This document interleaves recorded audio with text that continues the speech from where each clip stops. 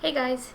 So recently we had a chance to do one of the most iconic hikes, the W Trek in Patagonia, located in southern Chile, and we just wanted to share some of our experiences and some tips.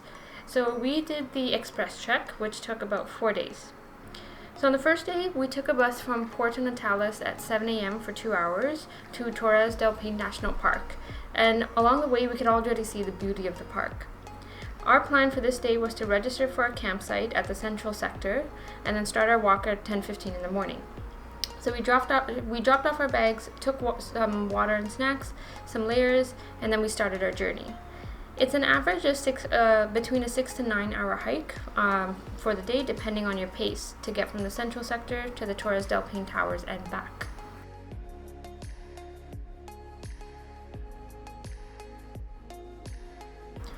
It starts off pretty flat, but quickly starts getting steep.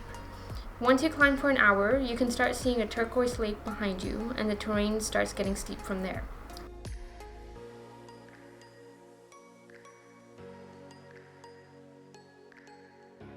You're climbing for probably about 2 hours, and then you hit the Chilena's campsite, which is closer to the Del Paine Towers, only about 2 hours away from there.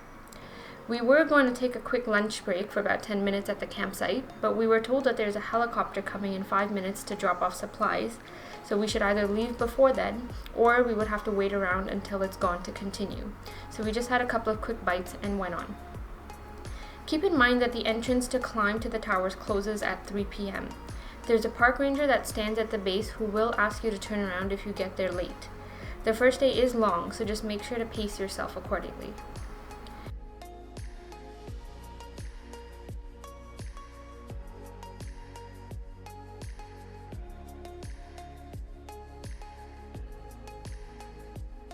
So we continued our journey, and soon the terrain got snowy and we put our crampons on. We got really lucky with the crampons, since our tour company didn't tell us that we needed them. But the night before, when we were on the bus from Argentina to Chile, someone just happened to bring it up and told us that we needed them. So we managed to scramble and get some microneedle crampons. They really don't work too well, but it's the best we could do last minute. So make sure you bring good crampons just in case, otherwise the hike gets pretty hard. So we continued and walked for about 2 more hours with really steep terrain. Towards the end, it was really slippery and windy, and despite our crampons, it was still pretty hard to climb.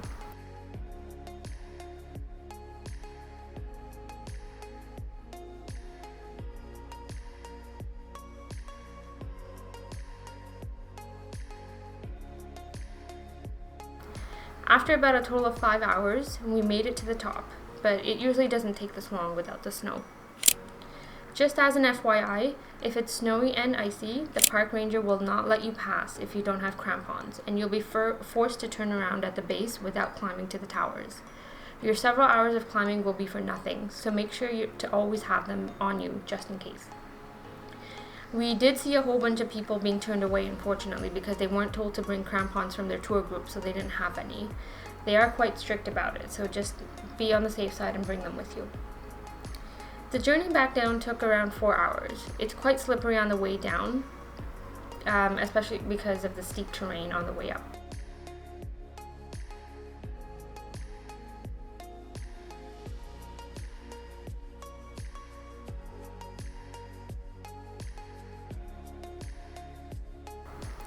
Once we made it back to the central sector, we had dinner and slept in a tent.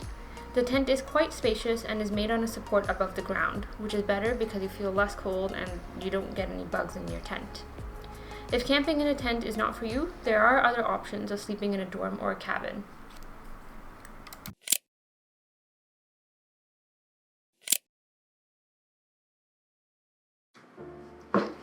Okay, so on our second day, our plan was to walk from the central sector to the Francis sector. So we got up around 8 in the morning, we quickly had some breakfast at the central sector, and then we set out on our journey. So for today, it's around 18 kilometers, and it was supposed to be an easy day due to the flat terrain, from what we heard.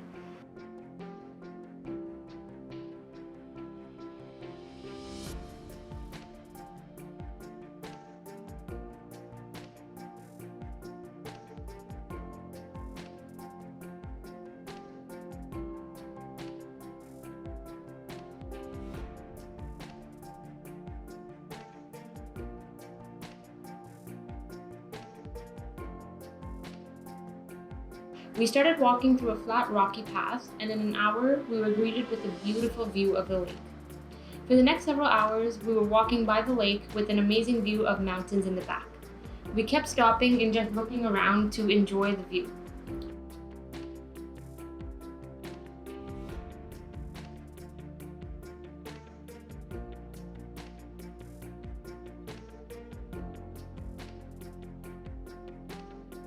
After about 3.5 hours, we stopped for lunch. When doing the booking for the trek, you'd have the option of adding in a boxed lunch for each day. We chose this option and it honestly was quite helpful. So in the lunch box, we usually got a fruit, a burger, chocolate bar, some protein bars, and a pack of mixed nuts. So plenty of options to choose from.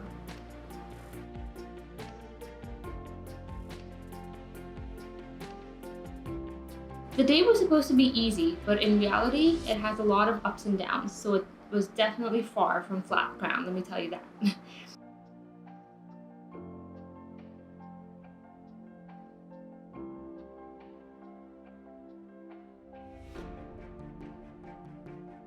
There were also several sections with water where you have no choice but to either step through or walk in the water, so make sure your shoes are waterproof. On this day, you have to take all your belongings with you to the next site, so make sure to pack lightly for the trek and bring the bare minimum that you need. We ended up packing too many thermal clothes, so we ended up carrying extra bags and it just added a lot of extra weight for no reason.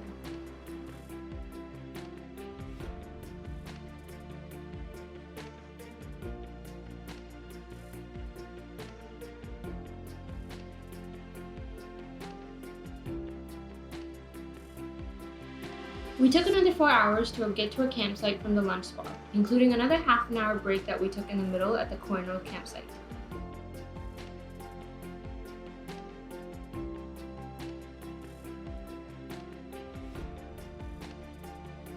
After the Cornwall campsite, we walked for about another 2 hours before reaching the Francis sector.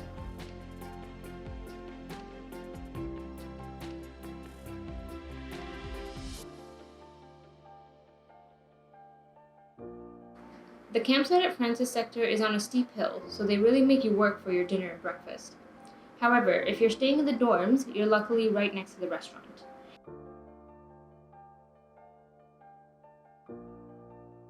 The shower facility here is also pretty good with plenty of hot water.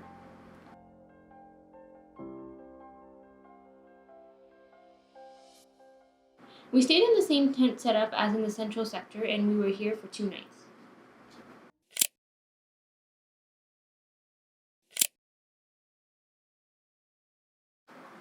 Alright, so day 3. Today we got up around 7 a.m., we had breakfast and we started our journey early. Today, the plan was to walk to Britanico while stopping at the Francis Valley viewpoints along the way. We started off walking for about 30 minutes through the forest to first get to the Italiano campsite.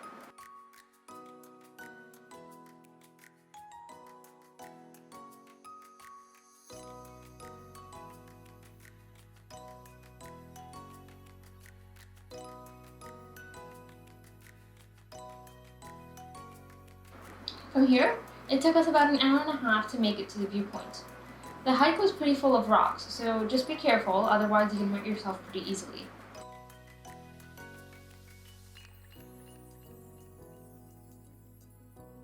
Look out for the yellow poles as you can easily miss them and go the wrong way.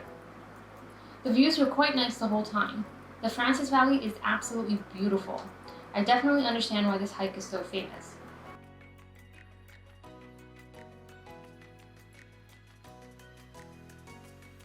At the lookout, we were snacking and admiring the view when we ended up seeing an avalanche. It was so crazy just to hear how loud it was and see it in real life.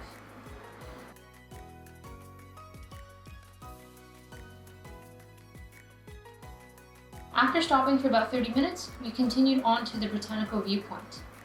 This day, we didn't see as many people as day 1, which is quite nice. We're quite happy that we went as soon as the season started, because the hike really felt peaceful and serene without all the noise and the crowd.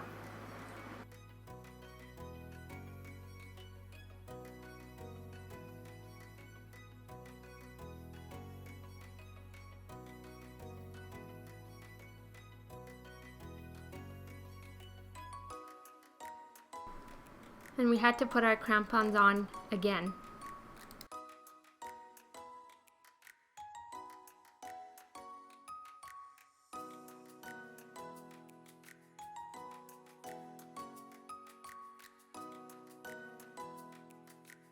Once we reached the Britanico Viewpoint, we had our lunch and we stayed there for about an hour just enjoying the nature and the view.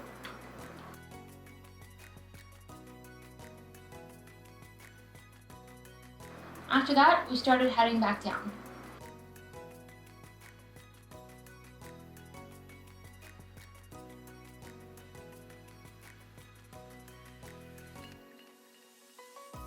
By the way, you can fill up water anywhere along the hike where there's running stream of water. It's supposed to be completely safe to drink. We did that a few times and we didn't get sick at all. After about 3.5 hours, we made it to the Francis sector. Compared to the other days, this day was relatively short, so you have some more time to relax when you're back. The Francis sector site is located right beside a lake, so in case you want to just grab a beer and enjoy the night, it's a perfect place to do so. Speaking of drinks, when you go for dinner at each site, they start you off with a welcome drink. Their specialty drink is pisco sour.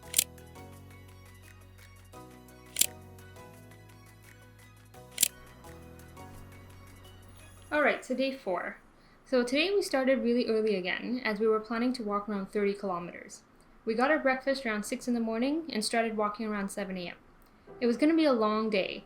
Our goal was to walk from the Francis sector to Paine Grande, then walk up to the first viewpoint to the Great Glacier, then back down to Paine Grande, then take the boat back at 6:30 and then take the bus to Puerto Natales for 3 hours. So it's a lot of kilometers, but the walk for this day was quite easy and relaxing. It was a perfect way to end the 4-day trek.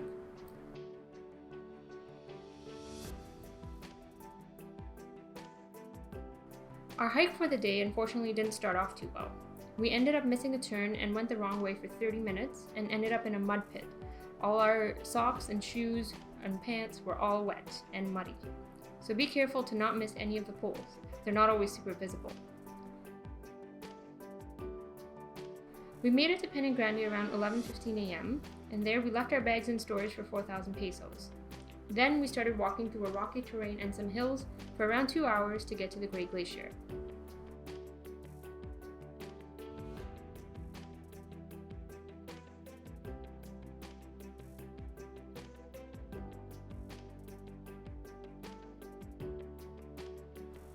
We could start seeing the Great Glacier in the distance as we kept walking, and honestly, it was one of the most spectacular sights on the track. Also, they don't joke about what they call Patagonia wind. The wind is so strong at some points, especially at the viewpoint, that you feel like you're gonna fall. It's absolutely insane. We had super tight beanies on our heads and they were literally coming off. I'm a pretty light person, so I really had to stick my poles in the ground and use them for support to stop myself from being carried away. That's what it felt like.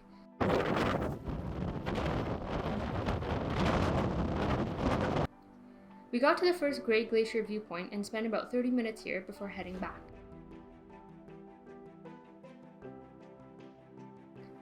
After 3 hours, we were back at Paine Grande and headed back to Puerto Natales.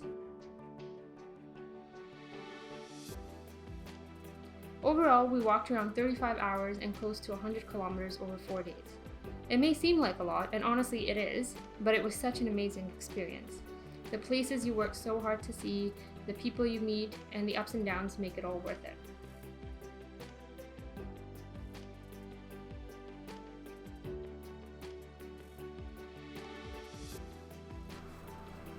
Thank you for watching the video. Please like and subscribe below.